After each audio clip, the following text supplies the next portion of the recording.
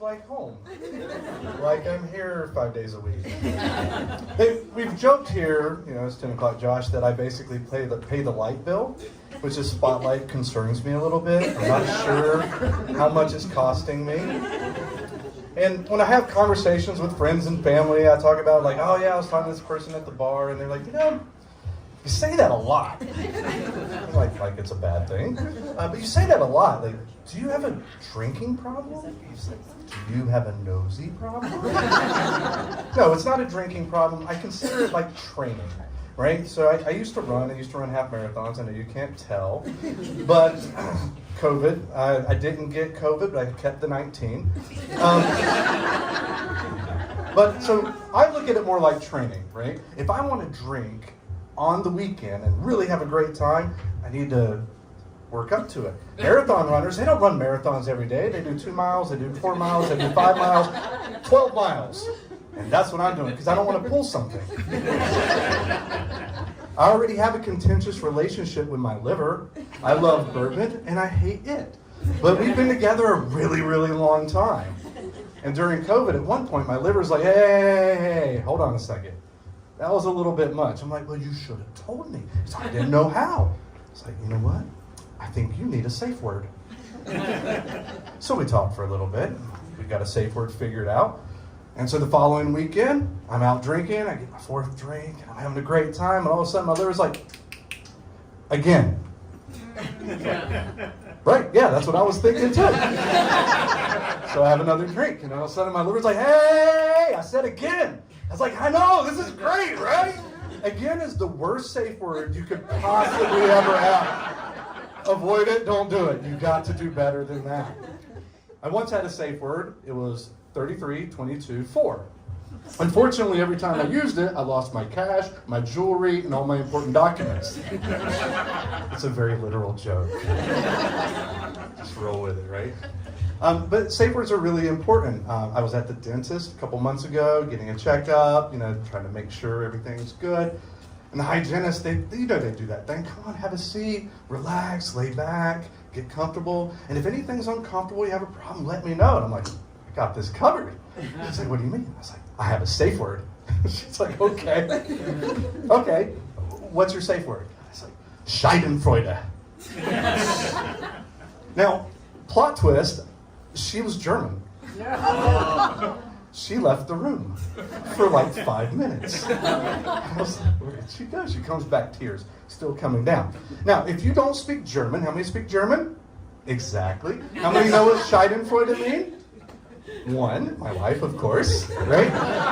Another one? Okay, so Schadenfreude is German for happiness at the misery of others. Now, you talk about a fantastic safe word, but it hits all the criteria, right? It's unique. You say it, it's like, that's it.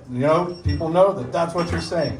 So to help you understand what Schadenfreude is, you're driving down the highway, and then all of a sudden, some asshole comes flying by, cuts you off, swerving through traffic, and you're like, that son of a bitch needs it, right? And then 2 miles later, you see a cop just pulled them over.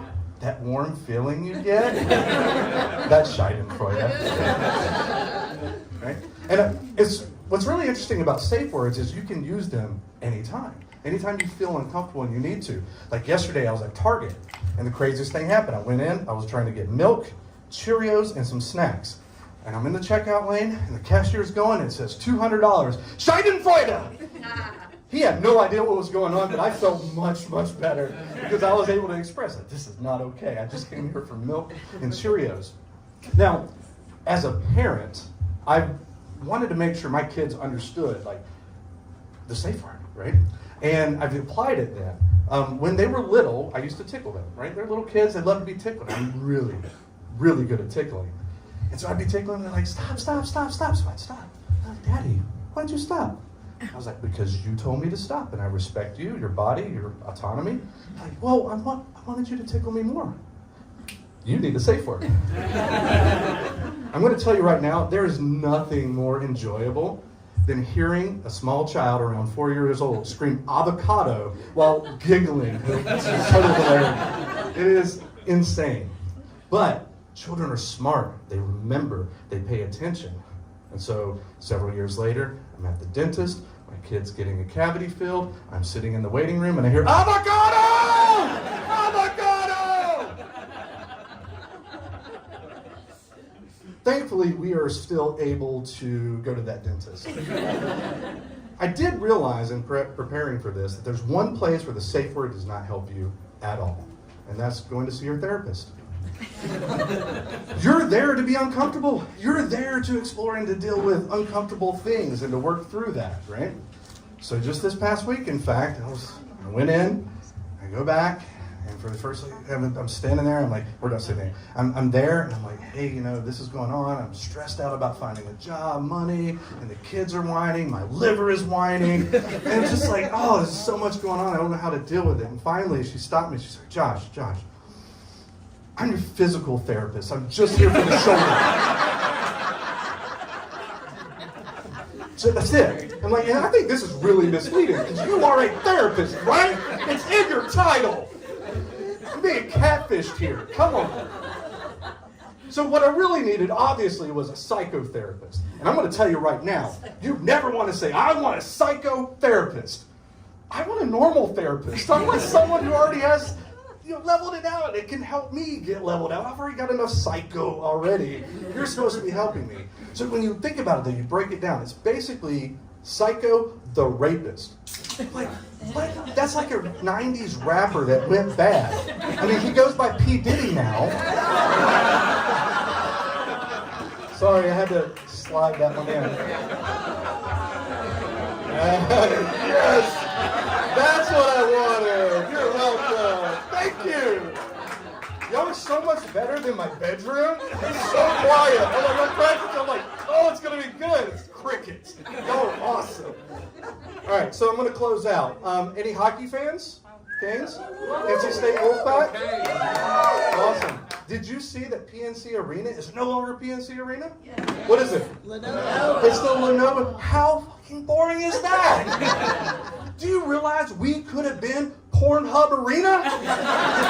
It was an option. They've got money. They can't operate here. Not that I know personally. I can't say that I've ever been there. But I mean, think about it. The commercials alone would have been perfect. Sunday, Sunday, Sunday. Fun for the whole family. Bring your stepsister.